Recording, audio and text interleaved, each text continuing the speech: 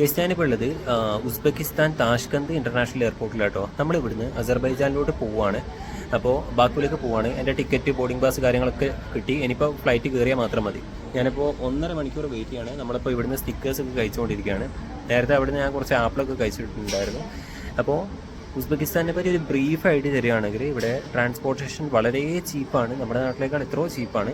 നിങ്ങൾ ഇവിടുന്ന് 1 കിലോമീറ്റർ ബസ്സിൽ പോയാലും 10 കിലോമീറ്റർ ബസ്സിൽ പോയാലും 18 കിലോമീറ്റർ ബസ്സിൽ പോയാലും ഇവിടെ 1700 സോമ മാത്രമേ ടിക്കറ്റ് വരൂ. നമ്മുടെ നാട്ടിലെ 10 രൂപ. ബസ് യൂസ് ചെയ്താലും മെട്രോ യൂസ് ചെയ്താലൊക്കെ ഇത്രേ പൈസ വരുന്നുള്ളൂ. നമ്മുടെ ക്രെഡിറ്റ് കാർഡ്, വിസ കാർഡ് ഉപയോഗിച്ച് നമുക്ക് പേയ്മെൻറ്റ് ചെയ്യാനും പറ്റും. ഈസി പരിപാടിയാണ്. പിന്നെ ഫുഡ് ഏകദേശം ഞാൻ കാണിച്ചു തന്നിട്ടുണ്ടായിരുന്നു.